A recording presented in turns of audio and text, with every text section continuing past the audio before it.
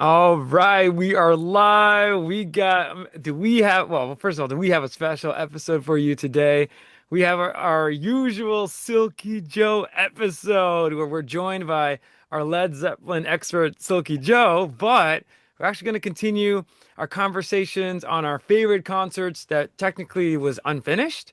So hopefully we can finish now. So I'm joined with the people's bassist, Cheech. What's going on, Cheech? What's up, Manner? How you doing? How's Hey, everything? pretty good, brother. Feels like haven't seen you in a I haven't while. seen you forever. How you been, man? Everything Pretty good, good? man. Dude, I was in Canterbury. No, I don't Where know if were I can get you? out. I was on a caravan going to Kent, England, you Dude, know? I don't And know, man. Now I can't get out. So yeah, we might be in Canterbury. And actually, before I begin, for our audience out there, in the link, I'm gonna see if I can post an Apple Music playlist that I discovered. If you want to hear what Cheech was saying on our Canterbury episode, so I'll post that. Hopefully, I can post that below.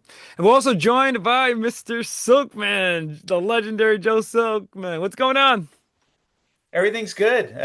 Feeling pretty good. If I were to give a shout out or say what's up, I just want to thank Jason Bonham and Mr. Jimmy Sakai, or Sakurai, I think it is, for performing again in Portchester at the Cap Theater. I Mhm. have seen Jason Bonham's Led Zeppelin Evening three times in one wow. year, and Amazing. they, they're fantastic. It's as close as I'm going to get to Led Zeppelin.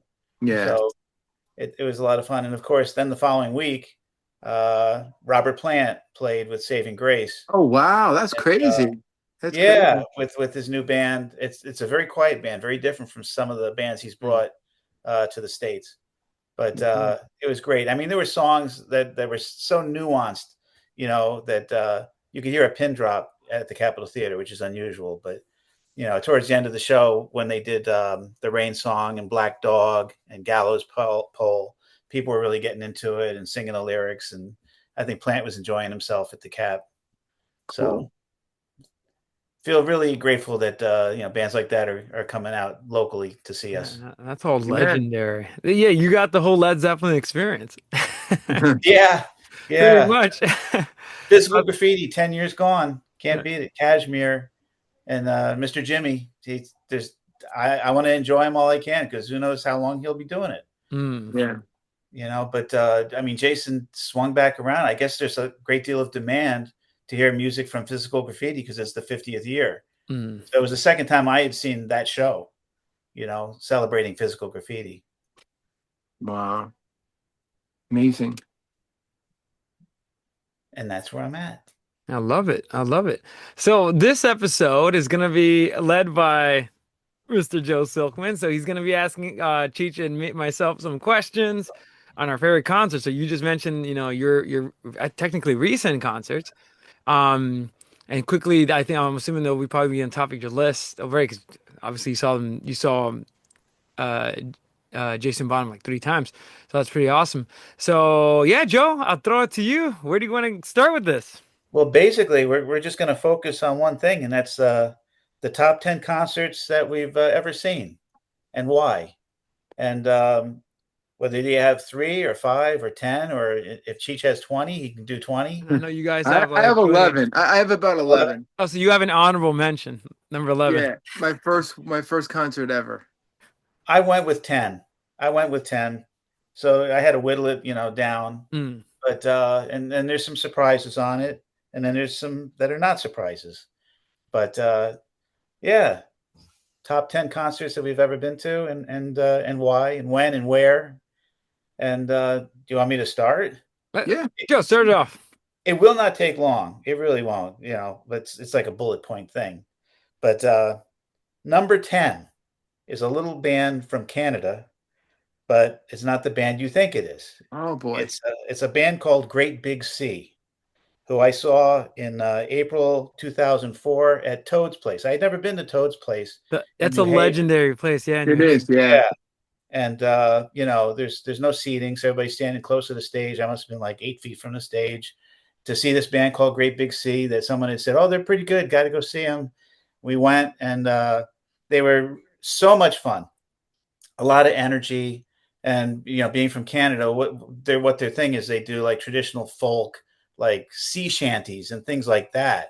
Big sing-alongs, and they really rock it up. And their front man's name was Alan Doyle, and they were just I just had a lot of fun. I just remember the whole audience just hopping in place to some of the songs. It was just a lot of energy in the building, and well, it's a college town, obviously, with Yale, but yeah, I was surprised how many people knew Great Big Sea, knew their songs, and were singing along.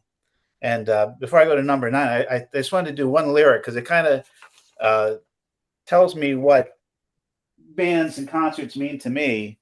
And it's from a song called Lucky Me by Great Big Sea.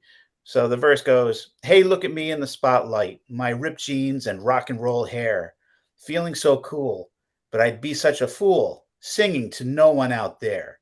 So, hey, take a bow. Every band needs a crowd, and I've got a song we can sing." I So like that. That Mm. sounds I like like a Potter. That sounds like a Potter's Field lyric. that. I love Yeah, it. yeah, it was the band appreciating the audience, and the energy they give out comes back to them. Yeah. And I know that a lot of entertainers, feel that way. That what good is it being up here on the stage if there's no one out there?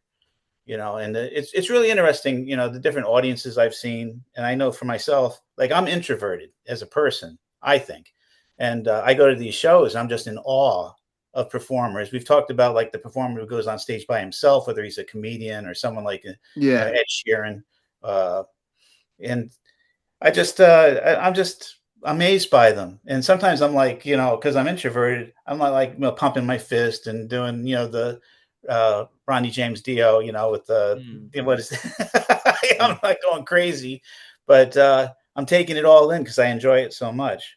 I've And I've done it. I've done everything. Like I've done single by myself. I've done a duo. I've done, and then I've done the Well, trios and the four, well, Cheech, if four I can bands. ask you a question, 'cause Joe, I love that lyric, and that's actually That's pretty a cool lyric. thought-provoking because, well, Cheech, you being on stage, like, what's the feeling by being stared But by like people? Like, I by think, yourself. what's the I've done it. feeling? Like, do you get euphoric? Do you like what's going Well, on there? when I did it, I did the acoustic duo with this guy Ronnie Wisdom, and Hmm. that was fun. Kind of like a hot tuna acoustic kind of thing. Joe knows what I'm talking about. Jack Cassidy and Yorma used to do that. Hmm. That's fun. With electric bass and acoustic guitar. And then I did the electric bass and a poet. Now that was hard because there's nobody, just bass guitar and a million effects to fill up the sonic space, and a guy doing like Coleridge and William Butler Yeats, Bruce Merritt poetry, real heavy, like Bruce Dickinson. That was probably the most powerful experience I ever had in my life. Just me and a poet. It sounded like we were a heavy metal band. Can't explain it. We had a short-lived run. We were called Morning Star Project. We have a Facebook page. It's about 20 years old now, Hmm. but it was a really powerful thing. And then of course, the full band. Nothing beats that. But it's nerve-wracking when you're by yourself. When you're up there, just your bass, and you're looking at the poet and giving cues and stuff. But once you get into it, it's amazing because you can't make a mistake.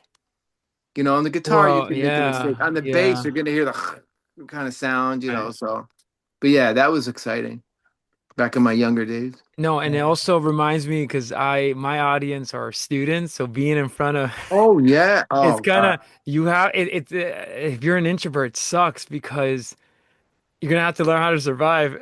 If you're and you, I don't Well, know, Chief, would you describe yourself as an introvert? Like I know Joe um, is an introvert. I've gotten better at speaking like this. I wouldn't have been able to do a podcast even 5 years ago. I've gotten more confident in myself. Mm. But I remember in college taking a class called The Art of Speech, and Mm. we would study like Martin Luther King, John F. Kennedy, all the great, Lincoln, all the great speeches. We would Mm. study and break them down. And then we had to write a speech, and we had to go up and perform a speech.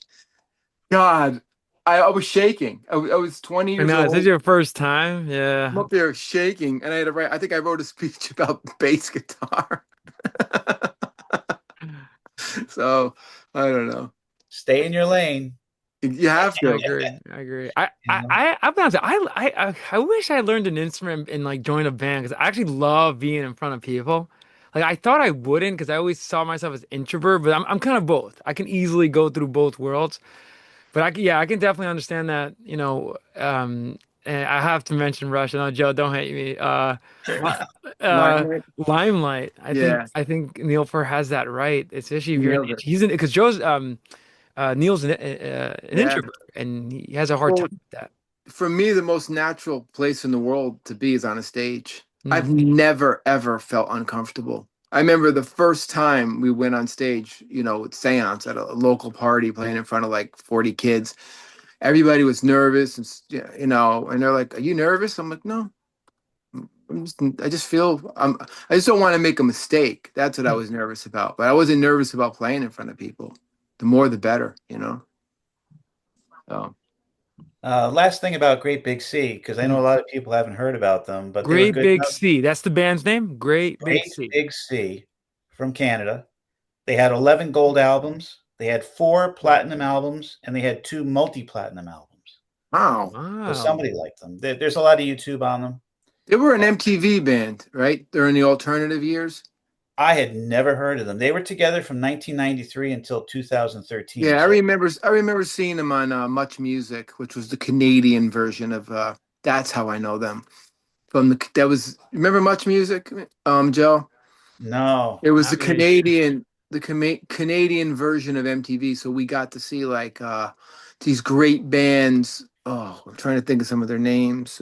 Scratching Post, Matthew Good.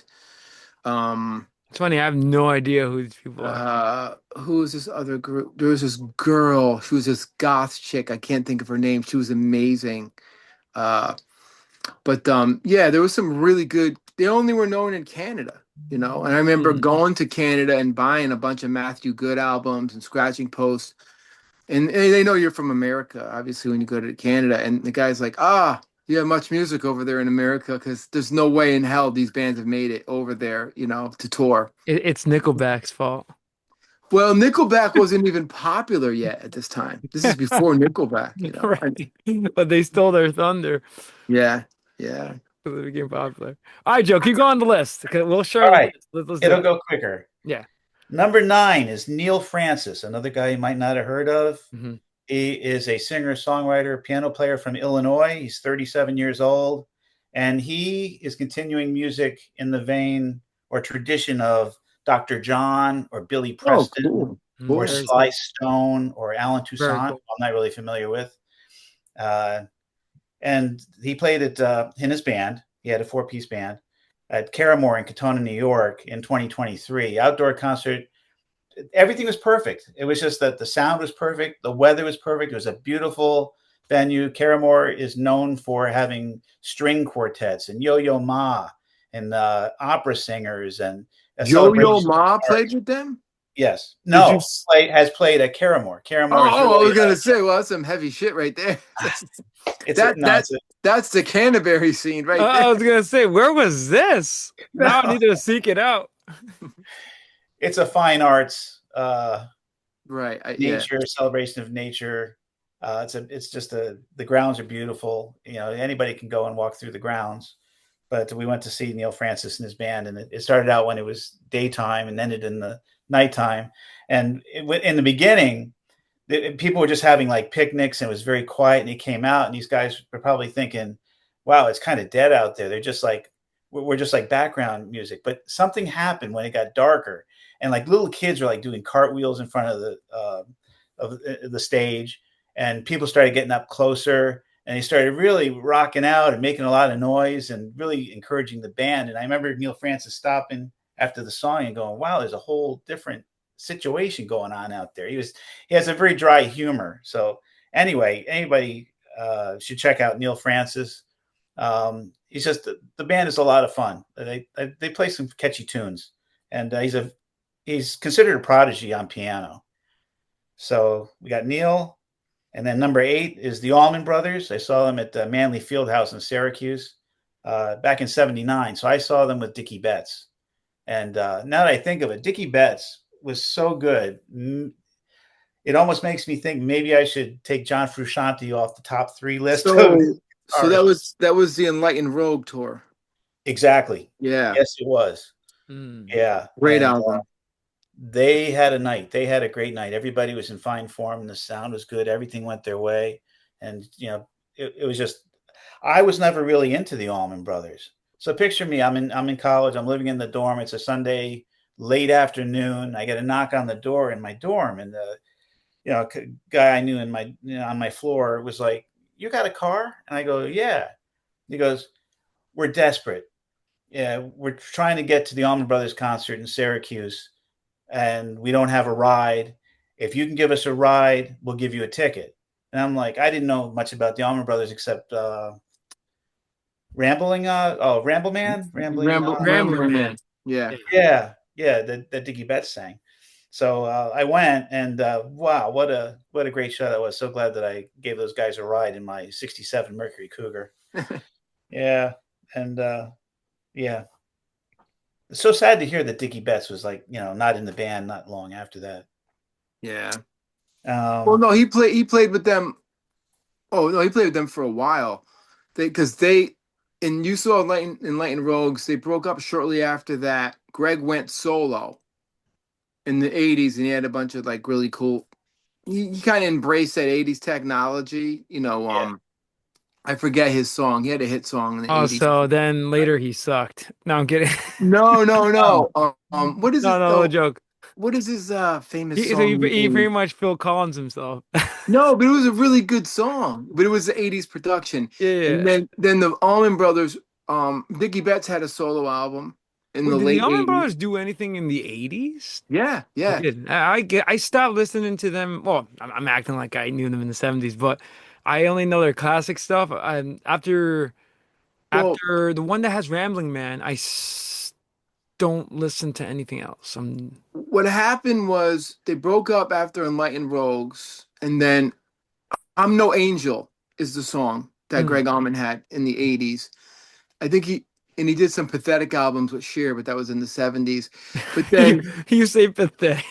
and then in the late 80s, Dickie Betts did a solo album. And then in 90, I think it's 90, they did Seven Turns where they all got back together, and Okay. that's when Warren Haynes joined the Now, band with now Alan Joe or Woody. Cheech, quick for our audience out there, who is Dickie Betts? What instrument did he play? Like, who is he?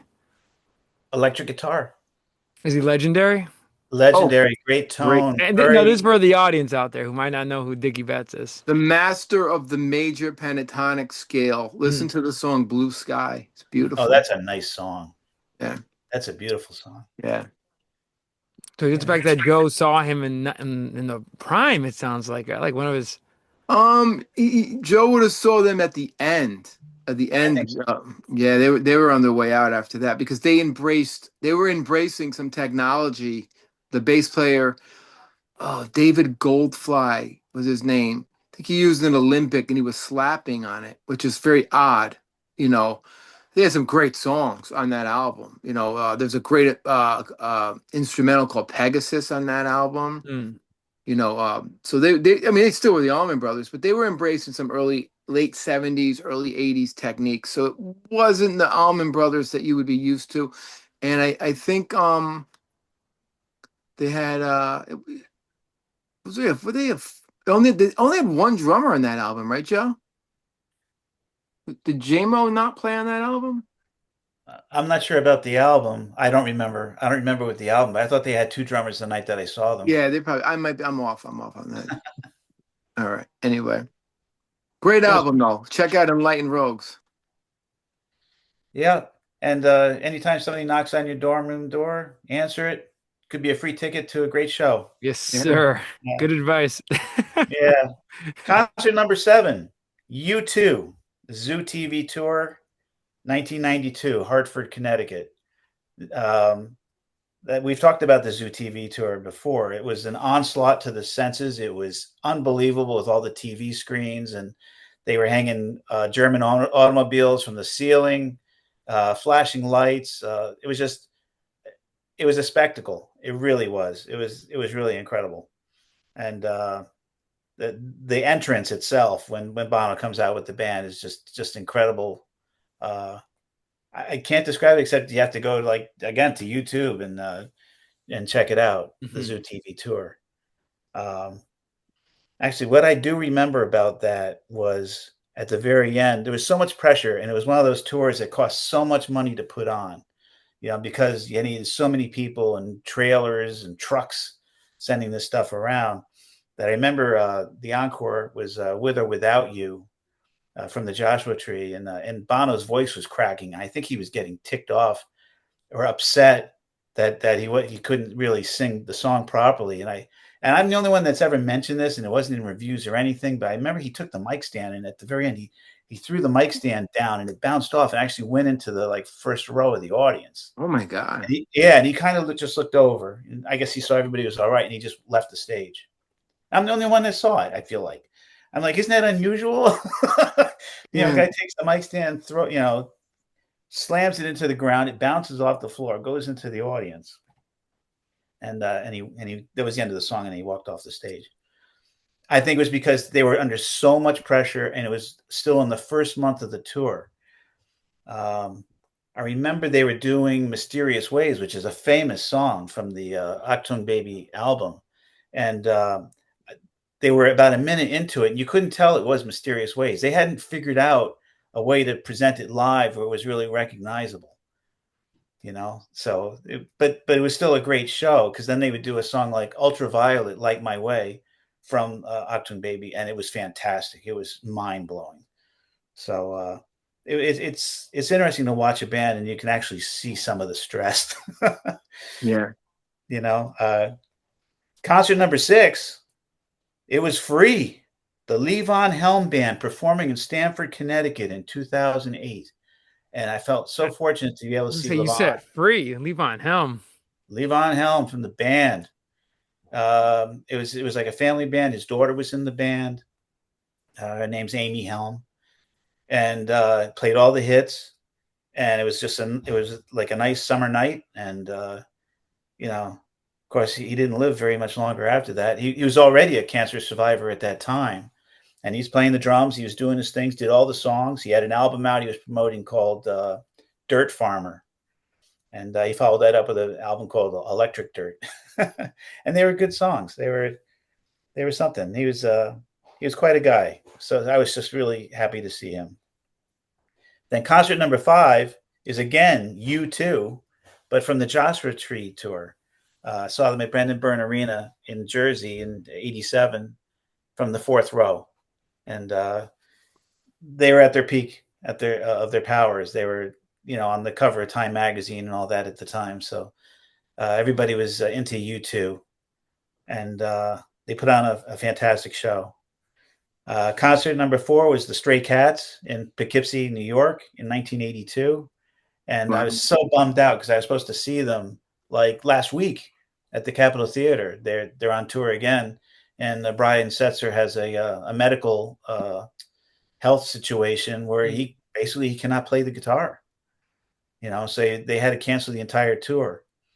But I got to see them back in '82. That was the one where people were pushing from the back, and it's like we had to maintain our space because we were basically in the first or second row, right in front of Lee Rocker. We were trying to keep from getting pushed off to the side, and we maintained our ground, and they put on a great show. If you have never listened to rockabilly, listen to the Stray Cats. Hmm. A lot of fun. Almost done with concert number 3. Robert Plant and the Sensational Space Shifters in Portchester. I saw them in 2015, and they were a rocking band, and they were just a lot of fun. And just to see Robert Plant from 12 feet away, I think it was the first time I'd seen him that close. And I don't know what to say. He had a guitarist named Justin Adams, who was just so good, and a second guitarist named Skin Tyson, who is fantastic. And he had a keyboard player named John Baggett, who reworked the Rain song from being an acoustic guitar piece to like a keyboard piece. And it was absolutely beautiful. And it was the first time I'd heard Plant do the Rain song, and it was done so well. That brings us to concert number 2, the Cream reunion at Oh MSG in God. I think 2005. I Yeah. think that should have been. I wonder what your number one is. I feel like that should have been number one. Just I just the know. fact that you saw that. Like Cheech and I were saying, like Cream, man, like oh, we were on our Prague episode. John, Yeah. if you saw it, we were talking about Ginger Baker and just legendary. The first Prague drum kit is Ginger Baker. Yeah. Yeah. Amazing. I mean, and that I And think, Jack Bruce. I oh mean, God, that reunion to me is the greatest out of all of them. and it's on YouTube, right? I've seen it. Yeah, the whole concert. I Yeah, saw. I remember Badge. watching them on. I don't know if it was VH1 Classic or something. They were showing some clips of it or something. Yeah, It's on There's a YouTube too. DVD of the entire concert That from that's Royal Albert Hall in that's the England. one. That's the one. Yeah. yeah. Yeah, Amazing, bad, amazing, absolutely amazing. incredible. Supposedly by the time they got to doing the three shows at Madison Square Garden, already Ginger Baker and Jack Bruce were not getting along. But I didn't see that from the stage. They seemed okay. They're probably still fighting in heaven. Oh man, just but God, they played so well. And Clapton, he admitted that it was more difficult to prepare for those shows because he was the only guitarist. He's used to having other guitarists with him. Yeah, Like he's Right. toured with Eric Trucks and there's another guitarist, I can't remember his name, Bramhall, I think is his name. But yeah. Yeah, because yeah, if he's the only guitarist, yeah, and I'm not saying that his age is a factor, but he's not late 1960s But era. the yeah, thing is, Clapton stopped playing like that. That's true. You That's know, true. like after Yeah. 19 in the 70s, he was still playing like that. That But in the 80s, that's a great point. Forever Man and Yeah. leading up to In the Way That You Use It, they played it at the temple all the time. Like, I mean, he just he's not playing like Clapton. So he had to go back Right. and he had to relearn Clapton. No, it makes sense. no, he didn't do any wah wah. And some Right. people that reviewed the concert said that because of that, it wasn't as good. But I'm like, those people, screw them. They don't know what they're talking about. Seriously, and also, you, Cheech, you might know more about this. The wah wah is a wah wah pedal, right? That he would have Yeah. to press when he plays, Yeah. which Yeah. is, I feel like maybe for his age, I don't know if that's a factor, but like not using the wah wah pedal, like I That's know. interesting why he wouldn't use that. It's No, not Do you think it's difficult. something to do with his age, where he couldn't? No, no. it's a foot thing. Oh, maybe he was Yeah, experimenting with unless he something else. broke his foot, but like other than that, like I mean, I don't know. He played so well. It Oh didn't. It You God, didn't saw matter. it, He was yeah. tight. You saw it, so Yeah. He he just was said he needed to prepare more in the rehearsals to really do it right.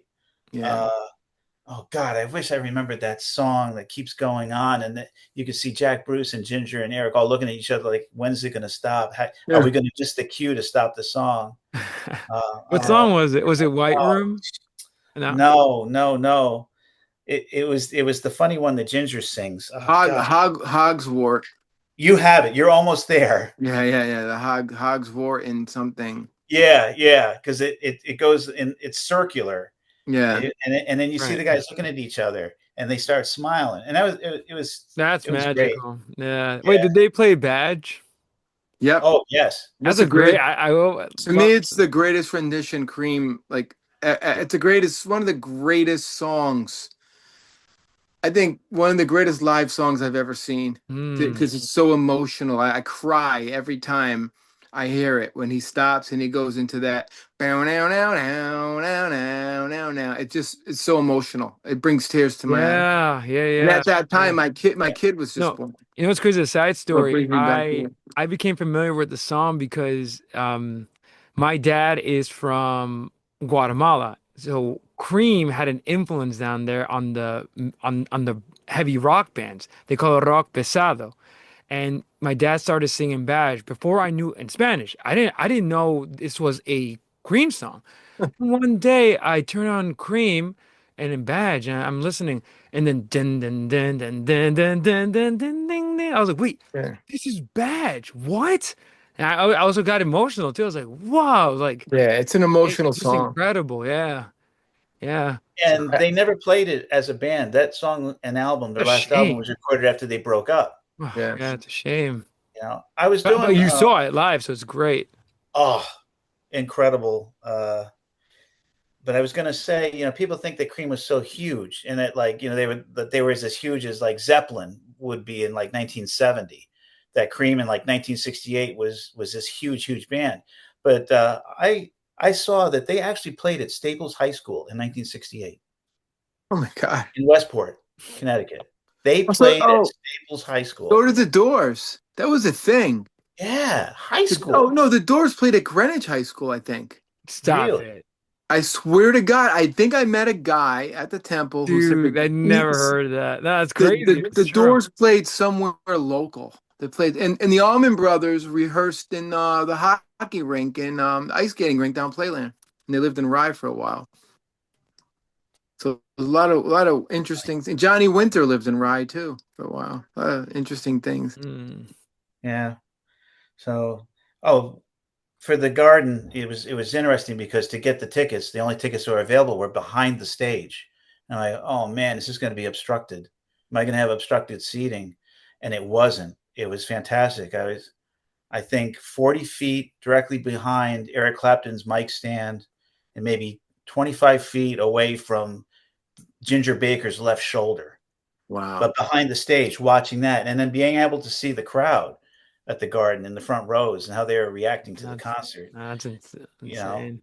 And it was, in a way, it was so cool to see them kind of interact with each other, just looking at each other, and for the cues, etc.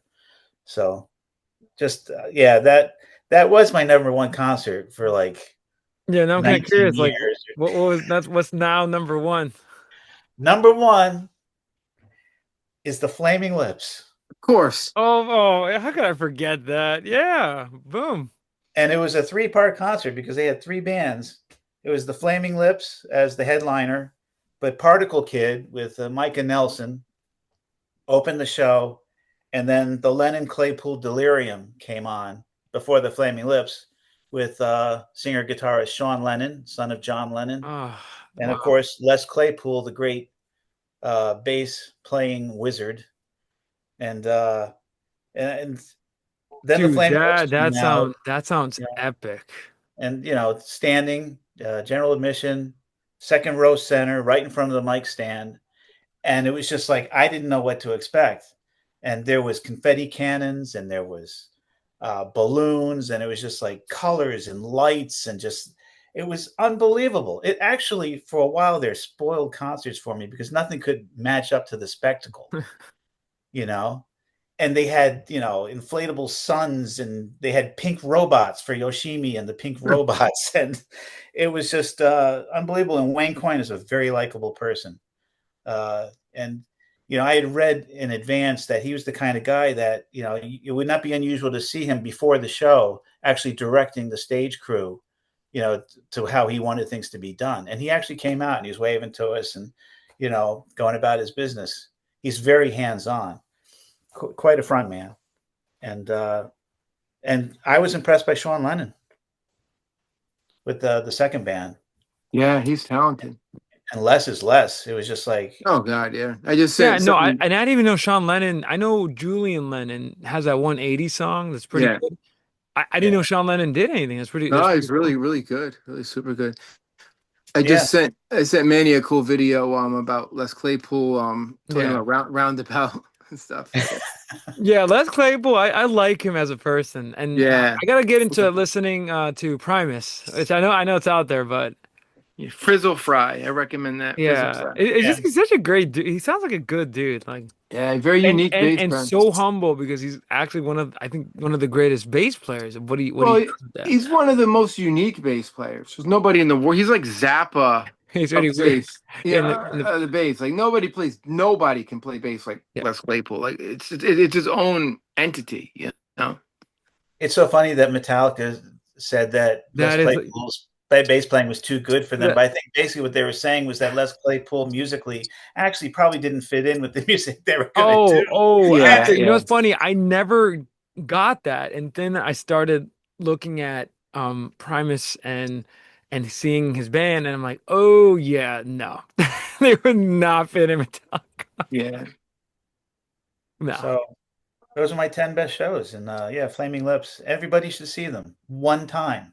yeah. boom, boom. And then Joe, what album do you recommend for our listeners out there? For the Flaming Lips, Flaming Lips. the Soft Bulletin.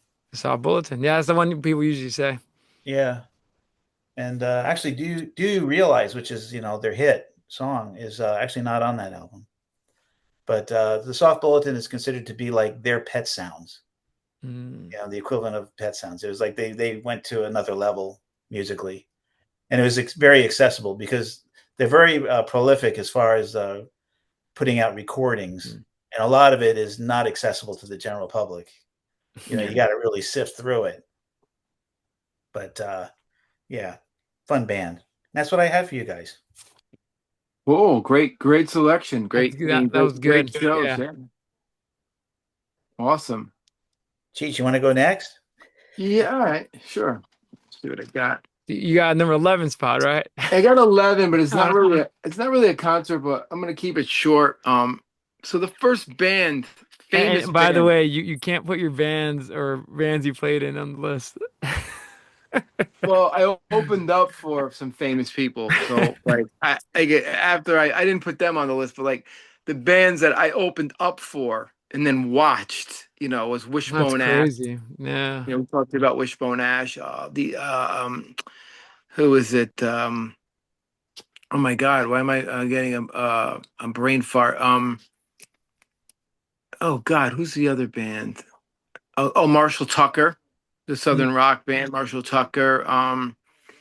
And I said it on the last episode, and I'm just getting the Neville Brothers. The Neville Brothers. I Mm. got to like open for them and then watch them. And there's so many others too, Oh but yeah, you mentioned that. Yeah, yeah. Yeah. That's cool. yeah. But this one is So what I number is guess this?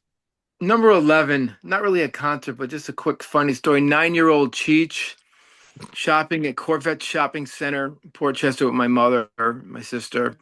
And I hear music coming out of a rock club down the street. There used to be a rock club down the little bit past Port Chester.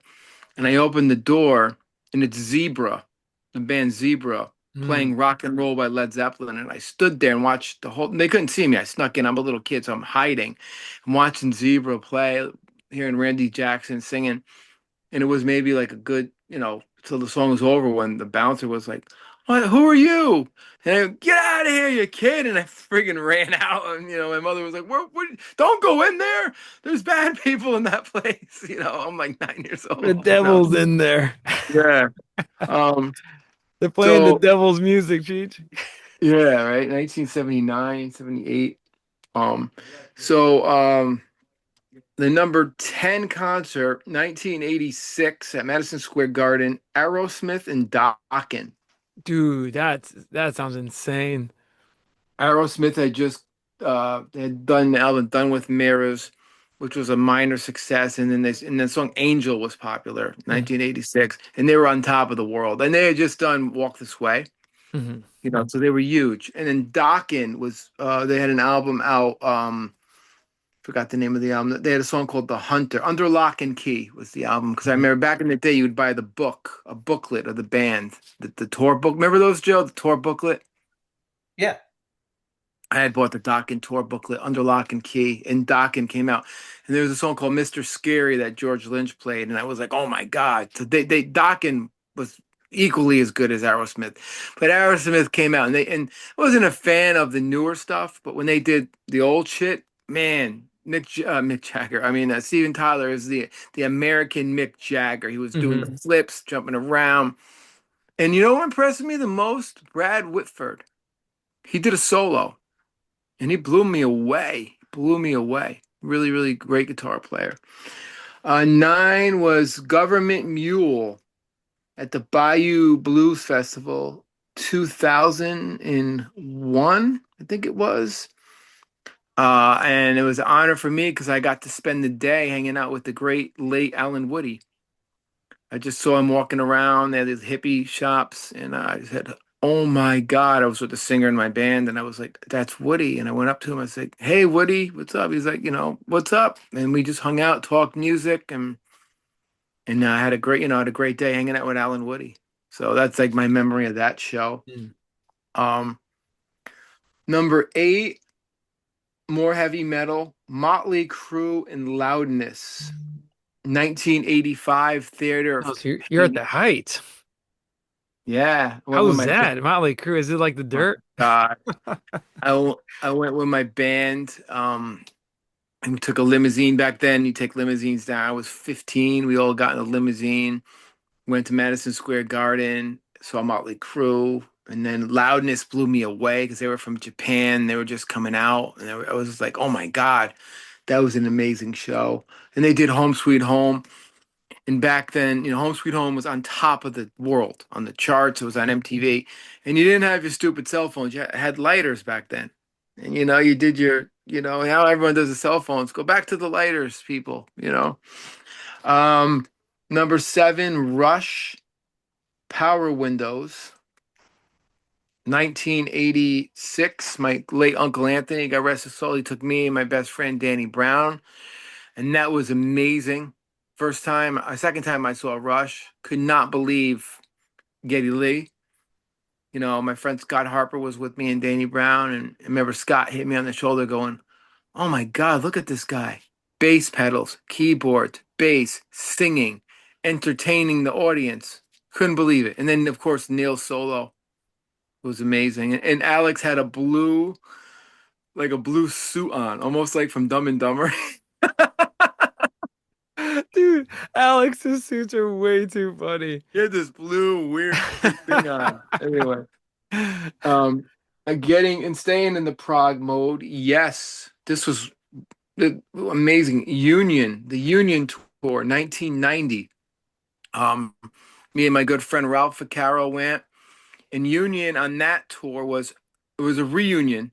Every single member of Yes was on that stage. So I seen every member of Yes play at the same time, and I had the album. Chris Squire, John Anderson, Tony Kaye, Rick Wakeman, Trevor Rayburn, Steve Howe, Bill Bruford, Alan White, and I think that's it. It was amazing, unbelievable. And the album is great. If anyone wants to hear, and it's 1990, so Mm. it's that weird, time when bands were proggy wasn't happening because of the production. Pre grunge. Yeah, and the production was still, weird, but I recommend Union by Yes. Check that album out. Rush, Roll the Bones, 1991, Madison Square Garden, with a guy named Vinnie Moore opening up, a great guitar player. Um, that was a phenomenal Oh, show. as an aside, Joe has Union behind him. Oh, you have it? Oh, wow. No, no, no, Is that not Union? not Union. Oh, maybe. Yes Was it, song, Relayer, and Tormato. wait, which is the one on the bottom left to me? The brown one next to Renaissance. That one. Yes songs, 3 album disc. Yeah, Ah, Union, it was a You know, green album. They used the same colors and stuff. and did you recommend it?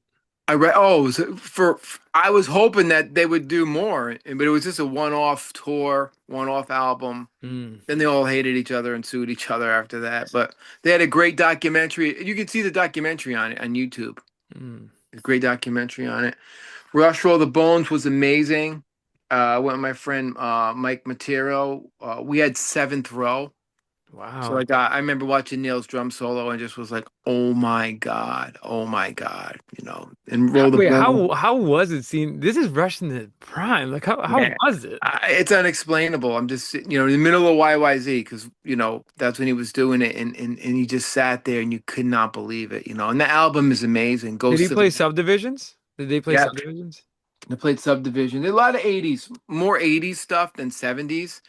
Uh, I think they did everything off Roll the Bones, everything off Presto, Big Money. Then they would dabble back and do some of the stuff off Signals, and then Mm, they did Limelight, Tom Sawyer, YYZ. I think the oldest song they did was Working Man and Closer to the Heart mm. on that tour. Then again, Rush, uh, Presto, 1989. I got 1990, and Mr. Big opened up. So I got to see Billy Sheehan, the great Billy Sheehan, one of my all-time favorite bass players, open up for Geddy Lee. And that was phenomenal. And they had the Playboy Bunnies come on stage at the end because they had the rabbit coming out of the hat. So they had, these really hot like Playboy bunnies come out holding up cards with, I think it had all their names on it, Getty, Alex, and Neil, like kind of thing. And then Rush again, Test for Echo, 1997. And I told this story before. This would be number three for me. I was behind Fate's Warning in line. I was in line to get into the concert, and I was like, oh my God, there's Fate's Warning. And I got to hang out with Fate's Warning and talk to them as I'm out going to see a Rush concert. Going to see my favorite prog metal band was in front of me at line to see my favorite band of all time.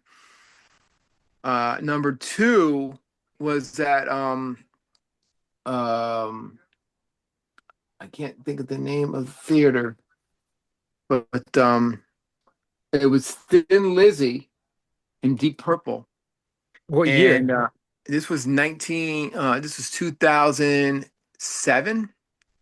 Um, and it was at I think it was at the Beacon Theater, and it was John Sykes, who passed away. We talked about that last year on the New Wave of British Heavy Metal. Mm. Amazing. He did a great job singing all the Thin Lizzy songs. That blew my mind away. And of course, Deep Purple was just like, oh my God. I just was blown, like my head got blown off watching that show. Yeah.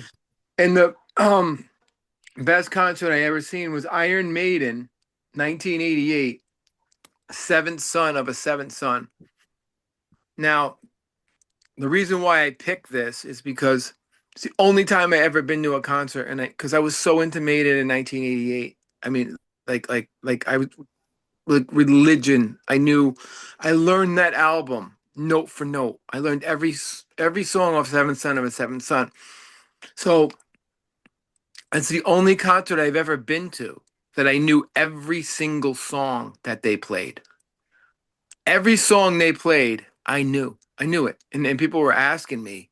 My friends were like, is that off Power Slave? Or is, Sea of Madness off of this album or that album, And I was like, no, So that was the greatest, and it's just to see Steve Harris run out during Aces High was just like actually they didn't know they opened up with Seventh Son of a Seventh Son, which was cool. So those are my top 10. So any Yeah, questions on good that? list. Iron Maiden, another Yeah. legendary band. And you saw them at the height, one of their heights. Yeah, and I've seen them other times too, but like that would be the And Bruce reason. Dickinson was like still great, Oh, man. oh, yeah. Oh, I mean, they were on top of the world with Seventh Son. Can I Play with Madness was all over MTV. This is 1988. This is the heart, the end of the 80s, but it was the heart of the 80s. I was still in high school. It was around the 4th of July. Somebody threw an M80 at Bruce Dickinson, and he stopped the show. He stopped it. He was You when pissed. you went? Yeah, I remember, or firecracker or something, and he stopped it, and then they had to get security and everything. Yeah, yeah, it was a great, great, great show. And Wow. I think I missed the opening act, and I don't know if it was Ace Frehley's Comet or Guns N' Roses. I Mm. don't. I was trying to figure that Imagine it out was Guns N' Roses. because Guns N' Roses, they were. I don't think they were headlining yet. They were still doing openings and doing headlining stuff, but it might have been Guns N' Roses, and we missed them. You know. Because the album had just come out that year in 1987, and then 88 it blew up. Hmm. So yeah, so that's mine. All Good right. job. That leaves Manny. Yeah, that's let's do so my top 10 sadly is not as cool as you guys, but I'll be curious to think what y'all think. But all right, number 10. I have. We're gonna actually gonna put Styx, who I saw Oh, yeah. recently at the Bridgeport Amphitheater. Sadly, no Dennis DeYoung, sadly, but I was blown away and actually kind of relevant to our proggy and prog episodes, how proggy they were. They played the Grand Illusion in its entirety, and man, like I forgot how proggy Styx was, and Tommy Shaw, dude. It's so great to see live guitar players, but Tommy Oh, yeah. Shaw is still on top of it. It's astounding. Yeah. He looks great too for his age, and just he's still singing like the 70s.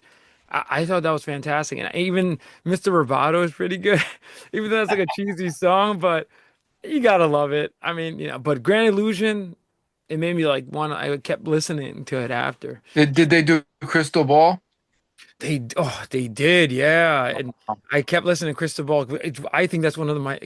If I had to do a top 10 prog, God. that's gonna be up there. Oh my God. It's such a good song, and it's weird because it's emotional, Yeah. which is kind of weird. But yeah, that's great.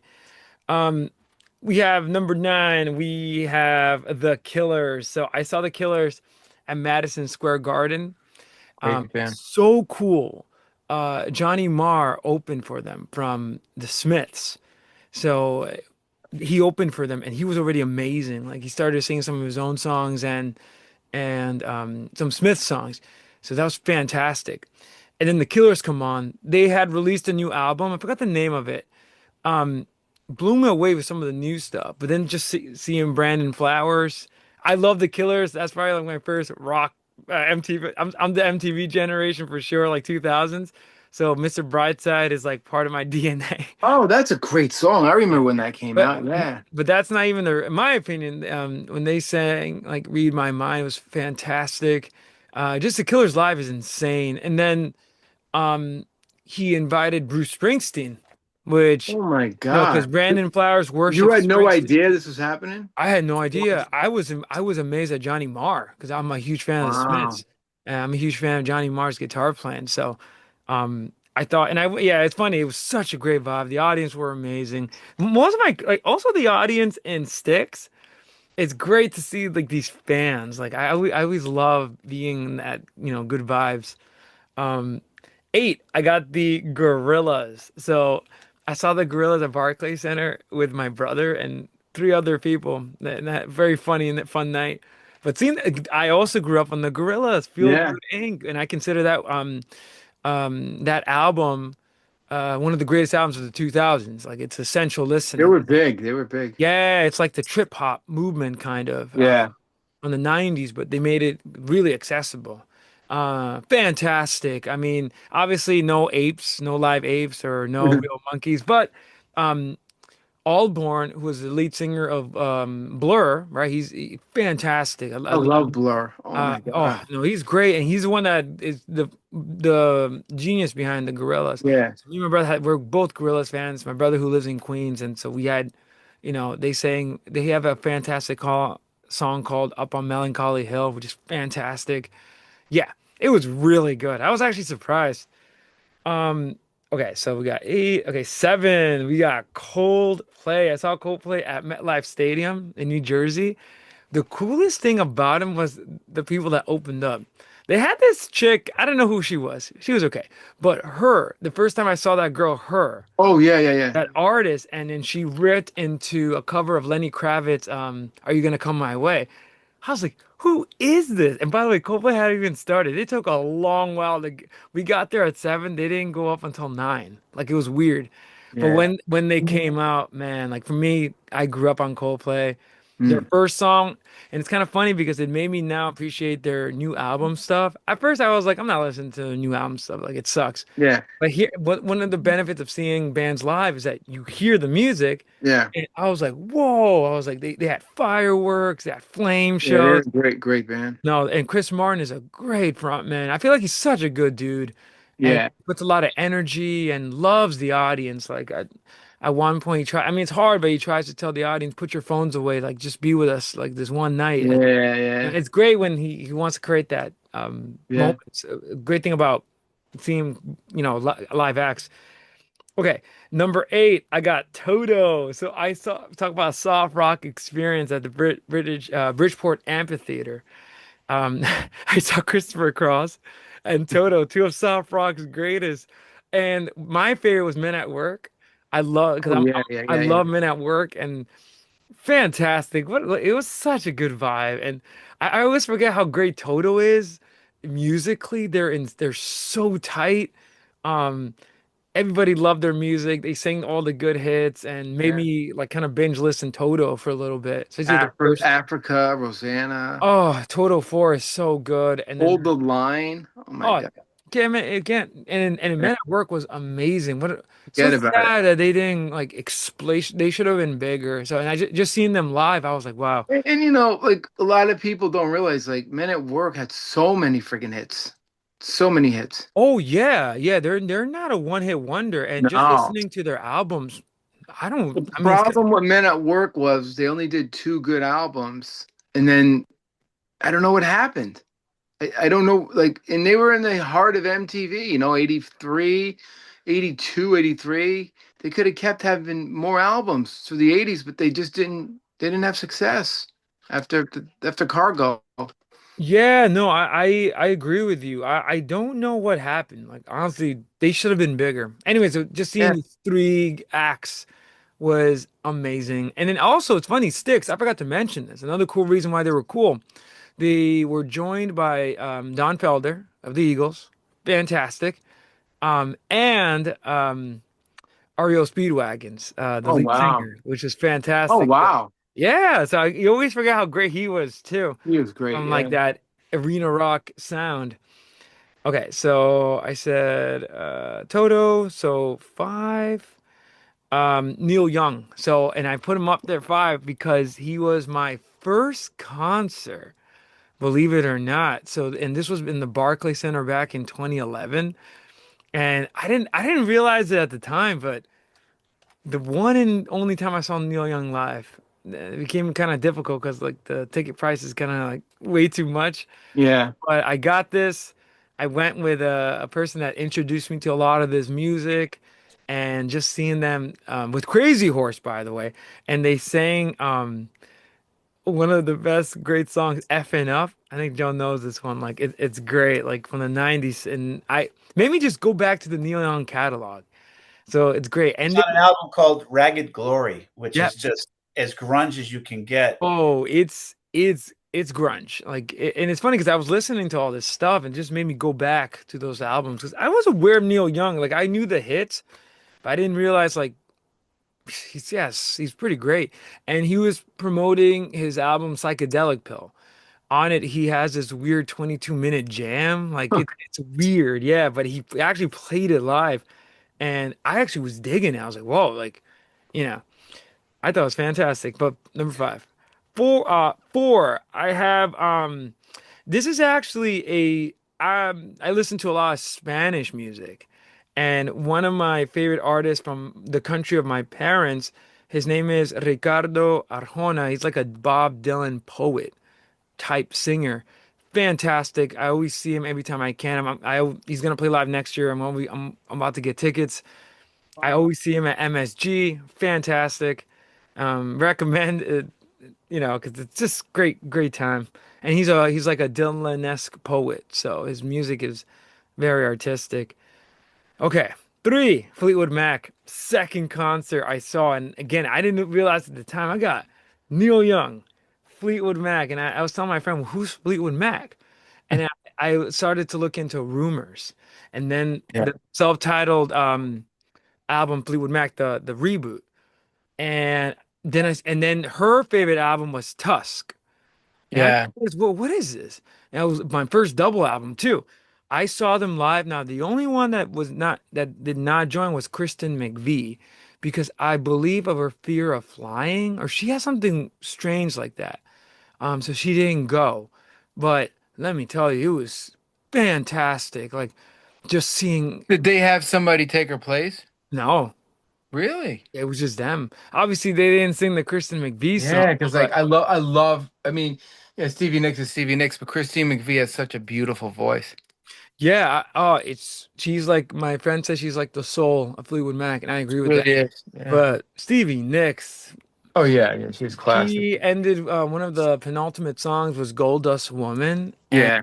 let me tell you, like when you hear it live, whoa, like and Lindsey Buckingham, I was looking at him play, it's Oh, insane, like he's when you hear it genius. live, yeah. So Fleetwood Mac, which to this I haven't never again seen them, so it's kind of bittersweet because I never again saw Neil Young. and I never again saw Fleetwood Mac. And I'm not sure if they're gonna, I'm not sure they're gonna be touring, but Yeah. you know.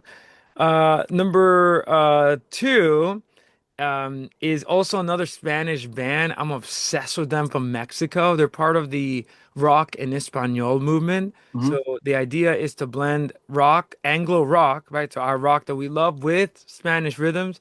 I always see them live. I think I've seen them already 5 times. Wow. I couldn't even pick which is my favorite, but the band is called Café Tacuba of Mexico. Fantastic. They're a four-piece, so fun. They probably have the most funnest music you'll hear.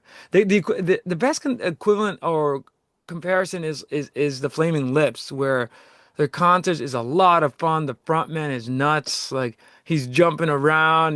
They're musically they're ambitious as well. So I last time I saw them live, they were joined by another great hard rock band called Caifanes from Mexico.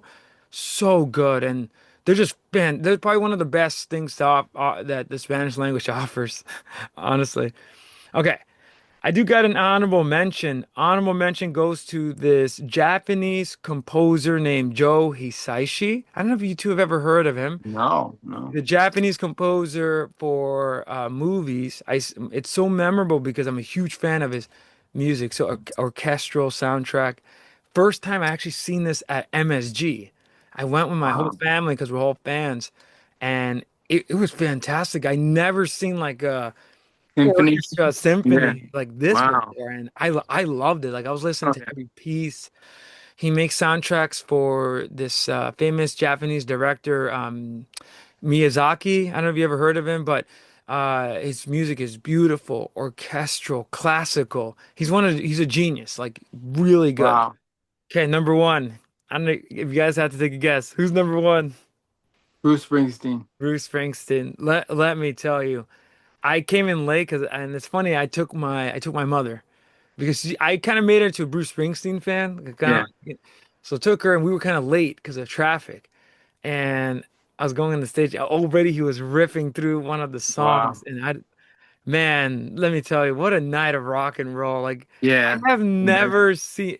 It's crazy because Bruce Springsteen is like 70, but the energy on stage, the E Street Band, like I always say the story that one of the most mystical moments was, as you guys know, that MetLife is um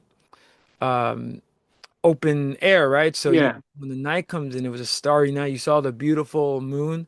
He started singing. Jake, Clarence Clemens' son, started doing the sax solo for Jungle Land, and it just created this mystical atmosphere. Like he actually sang Jungle Land, and it's Wow. fantastic. But Bruce Springsteen, only wish like I can go back in time and see some of those like old concerts because Yeah. Yeah. already legendary. But and it's crazy because also honorable mention, so Bruce Springsteen came out with the Killers, and I forgot to mention this. He also came out with Coldplay.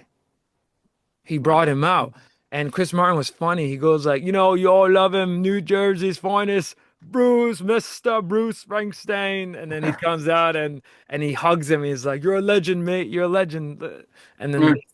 they started like they sang a few songs together. It was fantastic. Like. And then I finally saw the legend live, and let me tell you. And also the best moments is when he riffs into this weird, like not weird, but 1950s rock melody, where he does Detroit songs, rock and roll songs, and gets everybody grooving and dancing. So it's like Wow. fantastic. But Bruce Springsteen hasn't been topped yet. Huh. That's my Amazing, man. list. That's my list. That's a great list, dude. Look at our list. Our number ones. We got the Flaming Lips. We got Iron Maiden and Bruce Springsteen, legends. Three different eras, like I mean, two different genres, and they're all amazing what they Yeah, do. that's true. Yeah. And we all had, we had some Prague. You had Sticks in Yeah, yours. I had Yes yeah, in mine.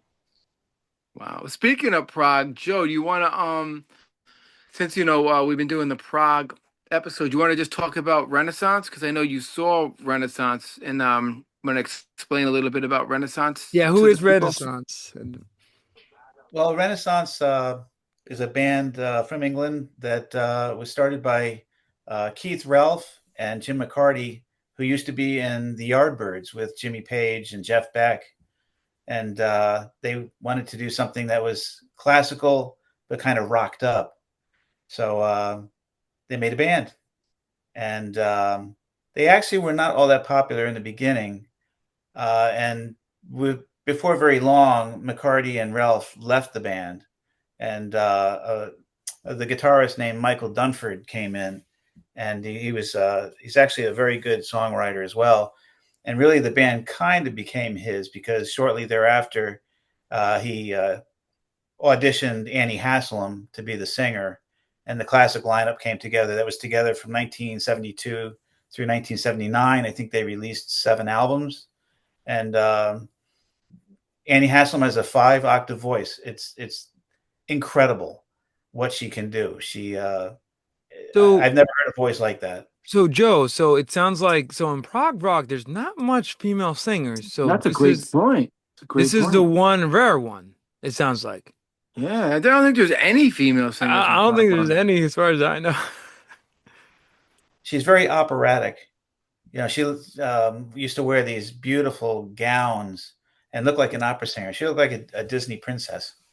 Yeah. Um, but the voice is incredible, and they brought the band to SUNY Oswego, where I got to see them, and they put on a great show. And soon after, I bought the Live at Carnegie Hall uh, live album, Is that the and one behind you? So yes, they must have been pretty big in the States to play Carnegie Hall. Like they. Hmm. reading about them, it seems that they were very popular in the Northeast United States, and in particular Pennsylvania and New York. They Mm. Wow. really had trouble breaking in other places. Uh, I guess there was so much competition coming from Yes and Hmm. ELP and Genesis, Yeah. Yeah, and yeah. they have Because some very good songs. they're in the heart. If you talk about our timeline, like I always said, 69 to 76. They're in that heart. They're in that They're right timeline. in they're right in center, like of the Yeah, right. heights. Yeah, right there. Wow. Yeah, And they yeah, and not to mention Pink Floyd's dominance too. Like I know that's I don't even want to ask Joe this about if he thinks Pink Floyd is a prog rock. Yeah. But I think they got to go under psychedelic rock. yeah, you know what's funny? Cheech and I were talking about that because, and I said technically, I know I get I know that Wish You Were Here. I know Shine On You Crazy Diamond has prog elements. Dark Side. The Yeah. most proggiest album is Animals. Oh yeah. Yeah. Yeah. It's inaccessible in that it's like jams. Like one song is almost, I think, like 15 minutes, 18 minutes. Yeah. It takes you on a journey. Um, but it's interesting because they end up dominating and sort of taking the prog flag. Even though I don't know if, you know, they should have it. I don't think they should have it. I mean, I think with Pink Floyd is a genius band and they're a radio 70s rock band. You know Mhm. what I mean? Like they're on the radio more than any band, really. Like Zeppelin. And Gilmore's more of a psychedelic blues guitar player. Yeah, There's nothing yeah. really proggy about them except, Roger Waters a 7/4 money, you know, it's odd meter and they have proggy elements, but like compared to ELP, Tarkus or Fragile or something, or even Foxtrot, you can't even Mhm. put them in that league. But they have so many great songs. To me, they're a singles song band. Yeah. Well, and also I feel as though they continued what the Beatles started on Sergeant Pepper in terms of concept. Like, Well, yeah, that's where they like, get you on and prog. the music is very accessible. It's actually, and they create, you're right. I love what you said there. Like, Wish You Were Here, one of Mhm. the most accessible acoustic Oh songs. yeah, I yeah, mean, Shine On You Crazy Diamond, even though it's like, I think it's a total of 18 minutes. You may think it's not accessible, but it's actually pretty catchy and pretty, yeah. they're good at that. Like they know how to make, yeah, radio friendly music for the masses. Yep.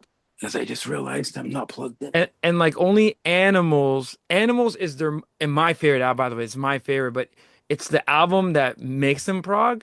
But after that, they never again did that. They end up doing The Wall, which is full of, radio singles, and they kind of Which is a concept album, so that gives them that prog kind of. yes, yes. I found it interesting a few years ago that Les Claypool went out on tour again with another unit. It wasn't Primus and it wasn't the Lennon Claypool Delirium. It was the Fearless Frog Brigade.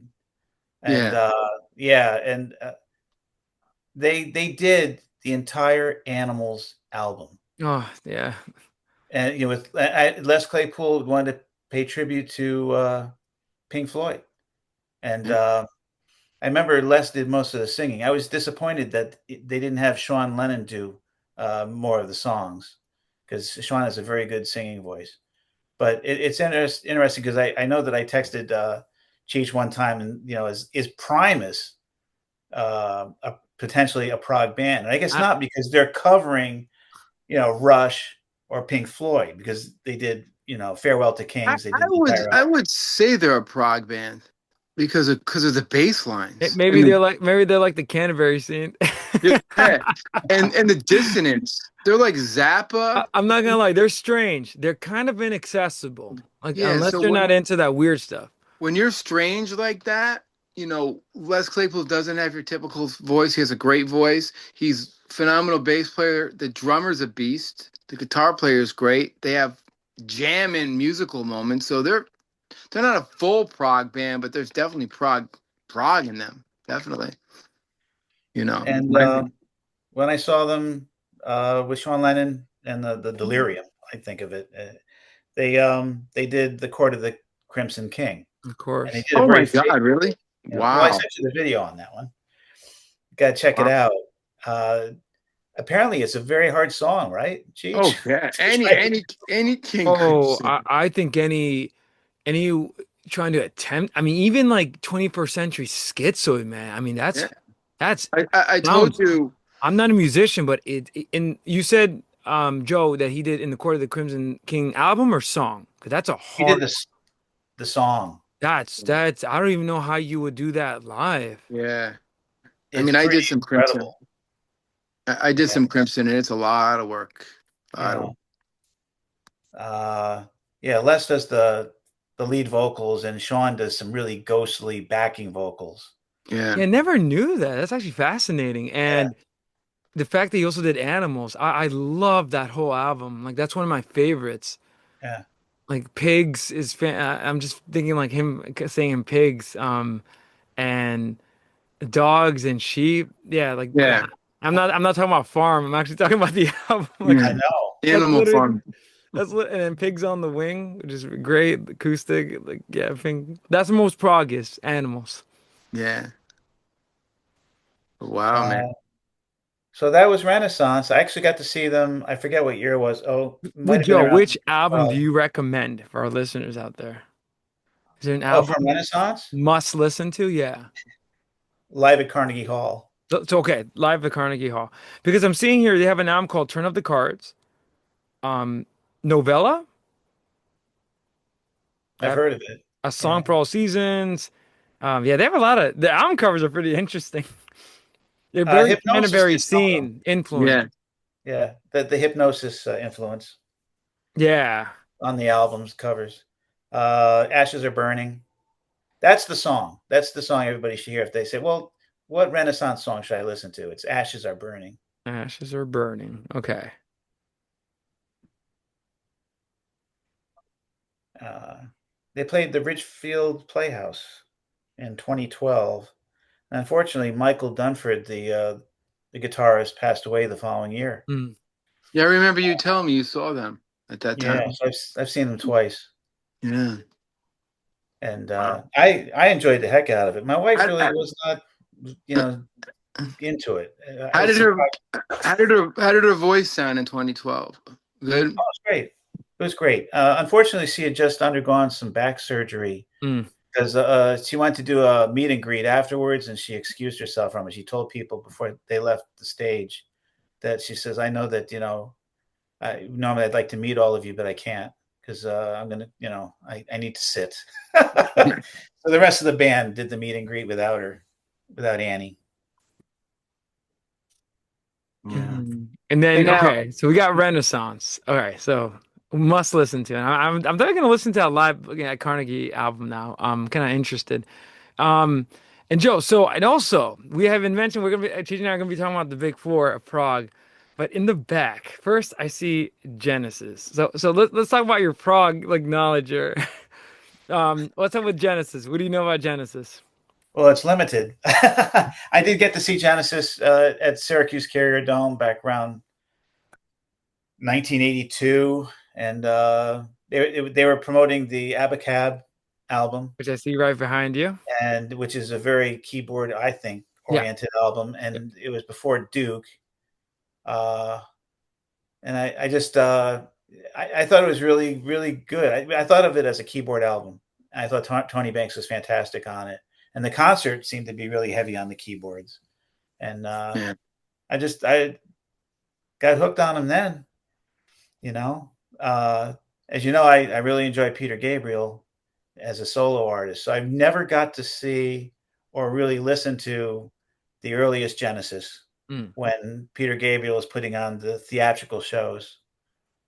That even his own band would say they felt sometimes it detracted from the music. But I'm like, otherwise they would have been like the prog rock No, version of the Eagles. that's the paradox. I was telling Cheech that Phil Collins, and not only him, but he kind of it's funny. He became the voice of the band, so you can imagine like him telling Peter Gabriel, hey mate, I don't know if we should do this. Like, Yeah. he said in an interview, like at one point, it's like, oh, can we just focus on the music? Like, why are we doing this? But Yeah. it made them really But stand out. that's the pro. It's Yeah, that's the paradox. nobody because that you got to remember, prog rock also was called art rock, Yes, yes. and they are the epitome The of art, art art, rock. art, both musically and literal Yeah, art. Genesis really epitomizes art rock, and that's in that era.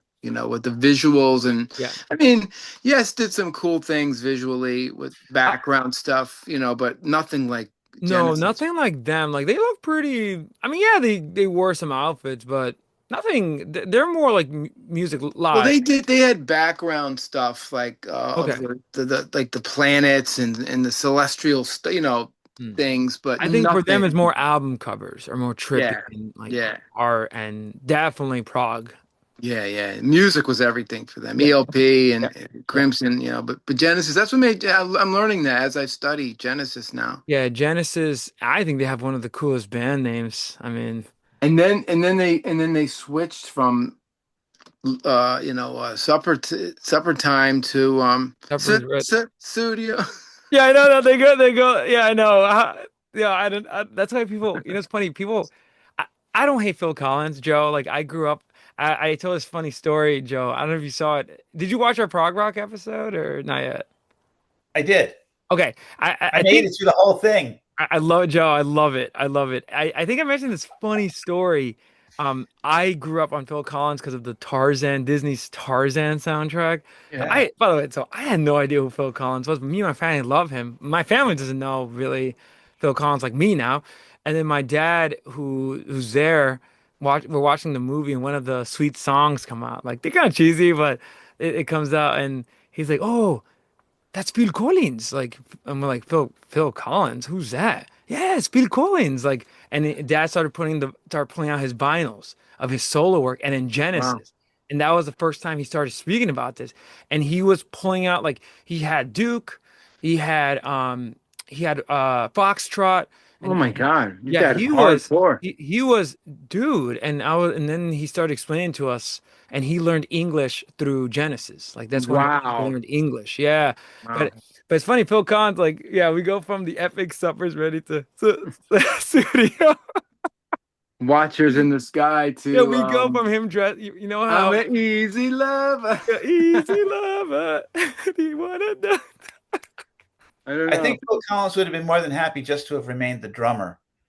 Yes, Because when he was singing, they would that's bring the in Chester story. Thompson on drums Yeah, as well. and it's amazing. You're in one of the biggest, greatest prog bands in the '70s, and then you become the best singer of the fucking '80s. Well, that's the big You know, that is the big irony because I mean we're laughing at him, but the amount of hits that he had in the It- 80s. it's overwhelming. And I know from hearing it every single day, and you hear it too. And Like, by the way, he was not dressing up. He looked like some guy going to the office or something. and that's what made him so special. Yeah. He just was like a regular dude, and And he has a very unique technique the way he plays the drums. He doesn't play the drums like anybody else. It's like very Yep. nonchalant, Yep. very Like, easy dude, going. effortless. Like the way he does it. Like it's crazy because he's one of the greatest. He comes from the art prog He world. is a great. I mean, any drummer is going to respect Phil Collins Yeah. in the drum, especially is even in the pop da da da da da da da da da no boom boom boom Yeah. that I so that mean, simple Phil is yep. what he's known Yep. for. Yep. He's a classic drummer, Yep. great singer. You know, I'm just really I'm really getting into Genesis right It, now. it's kind of funny because Phil Collins, I watched I forgot what it was. It wasn't VH1 Classic. I became obsessed with Genesis because of my dad, but I watched a lot of documentaries and VH1 Classic was like Bible school Yeah. Oh for like yeah. to understand. And it's funny, he in an interview he says that Mike Rutherford and Tony Banks, who are more like uppity, English types, like very Yeah. well Yeah. Yeah. educated, they go to his door and he's like they're wearing like, sweater vests Yeah. and Bill Collins was always kind of like a rough type of guy. So I found that fascinating. Like, like he Yeah. wasn't part of their world. And it's funny, he's one of the few that was shirtless too. And Yeah. Yeah. like he's always like, even though he doesn't really have a muscular body, I know. like, he's no Robert A Plant. regular guy. He's He's like just a regular he's a guy, regular guy. which is nuts. Peter Gabriel is an alien. Like There's he something is wrong with that guy. otherworldly. Like especially seeing him live. Talking about him, Joe, we talked about this. Like if you watch him live from the '70s, weird. Scary. It's actually scary. It's kind of spooky. Yeah, if you watch, you two should watch the live. And YouTube is so beautiful. They have remastered a lot of their old footage, and they made it with AI. They have sharpened it. It's actually pretty stunning. It's like Wow. you're there. And Peter Gabriel's weird. Like I could see how people were like, "What? All right, this is actually kind of interesting." But Yeah. like, we'll be back. Like, what's Yeah. next? Nobody did it. Nobody did it like that. So that makes them so unique. And then Joe had an interesting is your question on Peter Gabriel is Peter Gabriel solo work Prague, and I think we kind of answered it. But that's fascinating because Cheech and I were going kind of like thinking like not really like he's more like he's responsible with Paul Simon World music. world music. Yeah, it's fascinating like what he did Yeah. later on his own terms. Yeah. So he definitely was into the art rock, art pop, not prog, more like, Yeah. and it reaches the climax with So. I know. It's funny because Peter Gabriel would always tour with Tony Levin, the bass player, and Phil Collins would seem to always tour with a guy that I'm sure that Cheech knows named Leland Sklar. Yeah. He Yeah. had that very, very long beard, that white Hmm. beard. Well, And he's a classic bass player. He played on Billy Cobham's Spectrum. He's a yeah, I looked him up on Wikipedia and his work resume, it's oh unbelievable yeah, people he has played with and for classic. albums or tours. Yeah, Yeah. he's but he got famous in the '80s visually because he had a look and he played on every Phil Collins solo album. Yeah. Yeah. Cheech, who's moving your car? I gotta go move somebody's car very soon. So, but we could talk. I got about 10 more minutes left. Okay. We'll move on to Joe. Yes. Yes. What you know about Yes? What do I know about Yes? I just knew they were very popular when I was in high school, and I think I got for Christmas or I asked for it was the Yes Songs live album that's behind me. It's 3 discs, and it's just incredible. And I don't know why I love the music so much, but it's always stayed with me. And I remember I used to write term papers in high school while listening to Yes Songs. Subliminally, it probably inspired you to, write better papers. Yeah, it's weird because I remember I, I do can see research in the that. library and have all kinds of index cards, and I would place, lay out all these index cards on the floor, and I'd have Yes playing in the background, and and I guess the grades were good, so I kept doing it. There we And go. yeah, I just John Anderson's voice. I'm going to be honest with you, I have no idea half the time, or most of the time, what he is singing about. You know, Yeah, it's very true. Going for the one is about as close. Apparently, it's about sports and trying to win a Yeah. championship. But I think the most clear he got was an owner of a lonely heart. Yeah. yeah. Yeah, But that's true. yeah, Because if you listen to Joe, you know, Closer to the Edge. Yeah, you really like. What is he singing about? Like what? Like, but he has yeah, a great voice. I Oh, mean, it's unique. Yeah. he has one of the most unique voices. yeah. It does. I mean, I tend to enjoy the classic lineup with John Anderson and Mhm. Steve Howe, Chris Squire, Rick Wakeman. Who am I missing? Alan White on drums. But I know I told Cheech that my favorite prog album and my favorite Yes album is Relayer, which Yeah. has Patrick Moraz Right. and his jazz influenced keyboards. And it's just like, that is the proggiest album I've ever heard in my life. And I love it. Love Yeah. the whole thing from beginning to end. And that came out, I guess, in 1974. Yeah. Yeah. And Yeah, that that's was when they say, what should you listen 1974. to with headphones? Listen to That that album with that headphones. might have been right after Tales of Tapagosian It Ocean. it was, yeah. It's like this is like classic, yes. Tales from Topographic Oceans, Close to the Edge, and starting with Fragile, which kicks in their classic period. I think their classic And period. they got Alan White and Patrick Morris in, Hmm. which were, two new Yeah. members that It, replaced two giant it, members. it's kind of funny, Cheese, because Joe's proving our point that yes, is weird how they became sort of like world stars, like famous. And it's strange because like why? Like because their music is not, Joe Um, kind of proves the point where they were huge. It I think sounds great. It's more accessible. When I was in high school, they were mentioned in the same sentence with Zeppelin, The Who, The see that's Stones, Jethro Tull, fascinating. Pink Floyd, and then there was Yes. Yep. They yeah, were and Black all on the Sabbath. same level to us. We They all went wanted to on. see them in concert. They went on tour with Black Sabbath. That's who they opened up for in the beginning. Imagine that. I mean, and they were on the radio. They were a radio friendly band. Hmm. Roundabout is one. It's a huge radio song. Long distance runaround, huge radio song. Yeah. They're, for a prog band, they're probably next to ELP. Those are the two big radio Yeah. friendly bands. And Yeah. ELP, you're not going to get a lot of the real crazy ELP. You're going to get Carnival Nine. You're going to get Lucky Man. From the Still, beginning, yeah, which we yeah, talked about, from the a beginning. great Still, song. still, you turn me on. And those are all mellow, except Yeah, for Carnival dude, Nine. They're dude, all, they're soft rock. they kind of are. And they're great songs. I will admit, Yeah. from like my perspective, like when I discovered Yes, it was like it was so hard to describe. And Joe, I was telling Cheech this, then I discovered Close to the Edge, and I listened to the whole album. Honestly, brain chemistry changing. Like they have something. Like it's hard to describe. Like, and I tell people, you would think 18 minutes. How could anyone listen to an 18-minute song?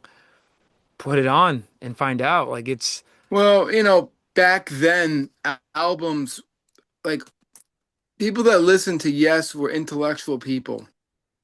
You know what I mean? It was meant to be art rock, prog rock was meant for artistic, intellectual people. If you were listening to, like whatever songs that were not like, like the Bee Gees or something, you're not going to want to hear Yes. Like that's a or complete, like Bee Gees or ABBA or something. yeah, you're not going to put that on. The average person's not going to understand that. You had to be a musician or an artist or somebody with a creative mind to really get Yes. And that's why when I meet people that, aren't musicians or whatever, especially girls, I mean, I know a few girls that love Yes, and I'm just like, Mm. "Oh, really? Wow, That's so that's a rare thing though.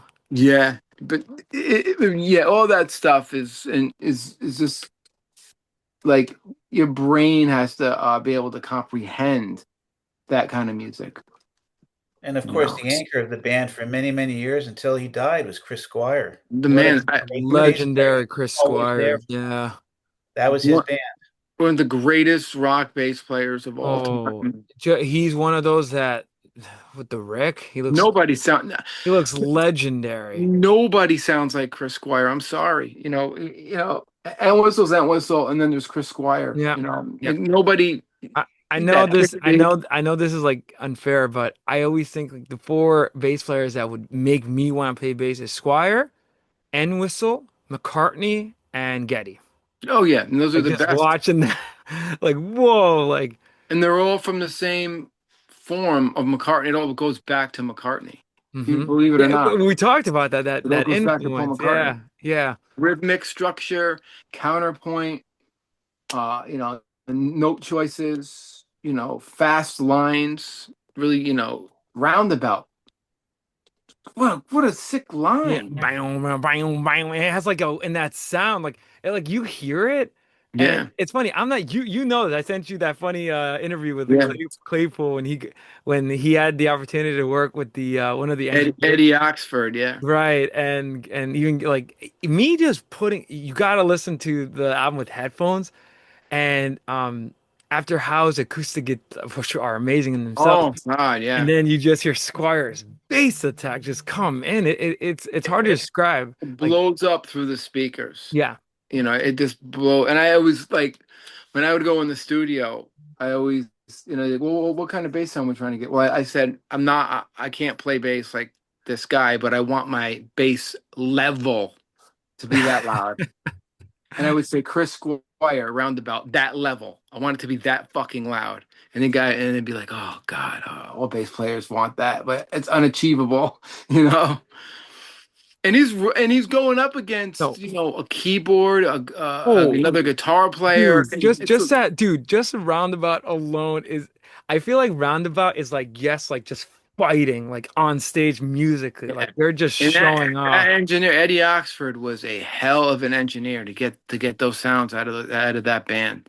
You know, not known, not that popular, but the he's like the, you know, Terry Brown before Terry Brown, Martin Birch before Martin Birch. He's probably the great one of the greatest engineers.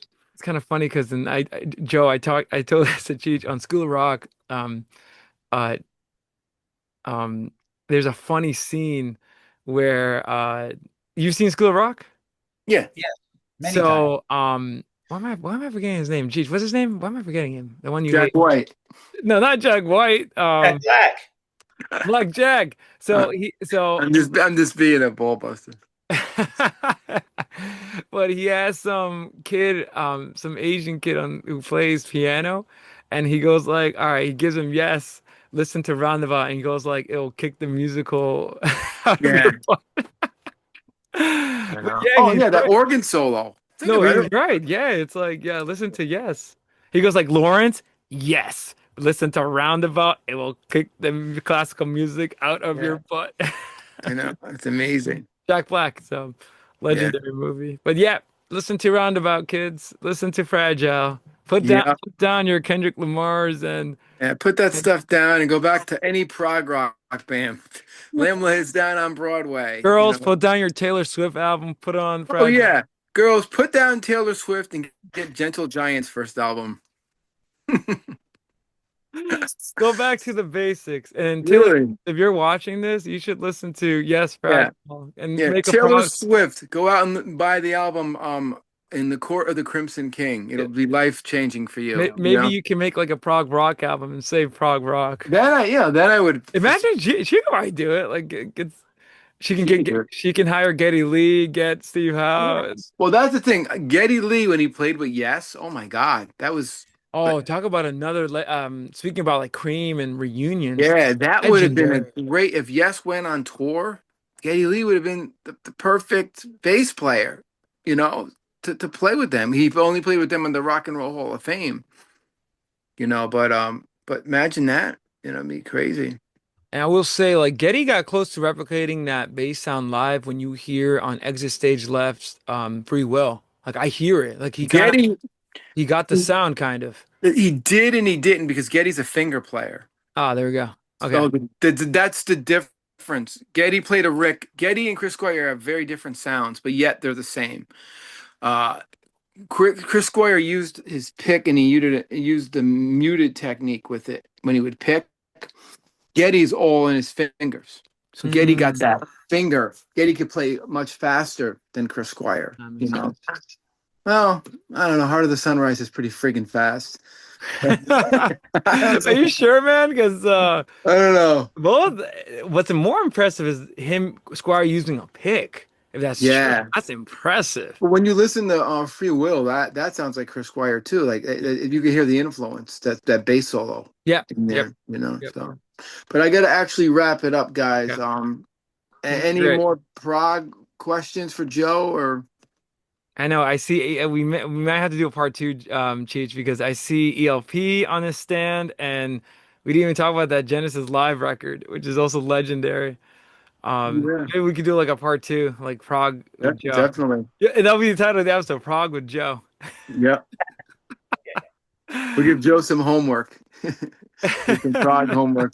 All right, Joe. This was amazing. Cheech, thank you, man. Yeah. Gentlemen, it's always a pleasure. Yeah, this was fun. Thank you. Thank you, Joe. Thanks for being on again. Sure. Have a good night.